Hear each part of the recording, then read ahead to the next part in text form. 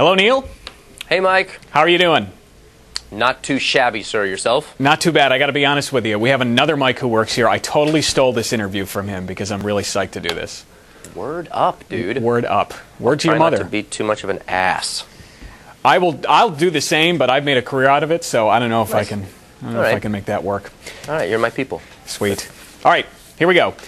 So fresh from hosting the TV Land Awards, Neil Patrick Harris. Now moving on to something perhaps almost as good, right? The 63rd Annual Tony Awards. Tony Awards, a step in the up direction. I Yeah. would say so. I would say so. So rehearsals, I know you've been in those for a while. What can viewers of WCCO expect? Big surprises?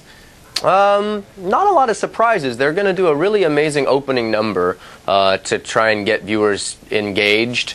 And then really we're just going to spend 3 hours showing everyone that's not in New York the amazing theater that's here. So there's great performances by shows you're familiar with, like West Side Story and Hair. There's going to be performances by shows you haven't seen, Shrek the Musical, a great Next to Normal as a musical that I'm a big fan of. So I think it's going to be a really fun night. Well, I was going to ask you what, Broadway brought in close to $1 billion in the past year, and there are a lot of new shows opening that people are excited about. What's one that you're specifically excited about? Well, yeah, it's been a strange season. There were 7 or 8 shows that closed right in a row, right? You know, the economy has a lot to do with what people want to spend their money on, and the theater ticket price on Broadway's high. So there was, at the beginning of the year, a lot of shows that closed early, and it seemed like it was going to be a terrible year. And now, all of a sudden, it's thriving in the last quarter and better than ever. I saw a show recently called Next to Normal. I just mentioned it. It's a sort of a little musical that could. Right now, Billy Elliot is the big musical that's the must-see show that got the most nominations. Elton John did the music for that, who will be presenting and performing at the Tonys.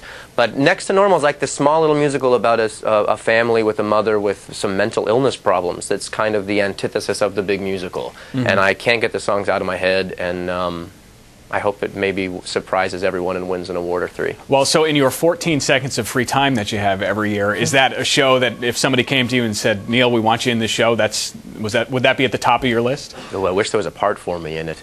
Yeah, that would be amazing.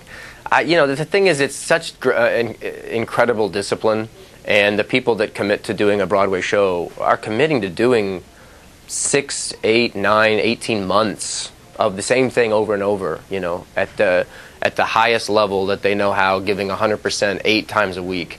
And I think that deserves to be respected and appreciated at least one night a year. So I hope that after you see the show, you'll get the bug and you'll want to go see a big show in New York on Broadway. And of course, the Tony Awards coming up this weekend, Sunday, June 7th, right here on WCCO. Let's move on to my favorite show on television. Honest to goodness, this is one of the reasons I was so excited about this. The consistently most funny show on TV is How I Met Your Mother. Of course, you play Barney Stinson. Indeed. And the season just wrapped up. We had some pretty big questions that I think are set to be answered next season. What is going to happen with Barney and Robin? Well, he's got a thing for her, which is unique for Barney. He tends to forget numbers as opposed to retain them. But, yeah, he's kind of into her, so we'll see if it changes him as a person or how he struggles with monogamy. But, here's hoping he gets to hug up against her a lot. Does Barney want to be in a relationship, do you think? Well, that's interesting because there was a flashback episode, I think season 2 or 3, where you saw how he became Barney, the Darth Vader that he is now. And he was a real granola hippie guy who was in love with this girl who broke his heart. So somewhere deep down in there's a regular guy. But I think what makes Barney fun is his aloof sort of alpha male attitude about women and life. So if his falling in love with Robin changes him too much, I feel like the show's a different show. So I hope it doesn't alter him so much. Robin's kind of a guy chick, though. She likes shooting guns and smoking cigars and stuff. So they seem like a pretty cool match that way. And when Barney's in the Twin Cities, we're pretty sure he watches the WCCO Morning News. If he were to give a review, a 10-second review, what would he say? Oh, well, come on. I mean, there's no other show to watch. It's the only morning show there is. There's multiple mics.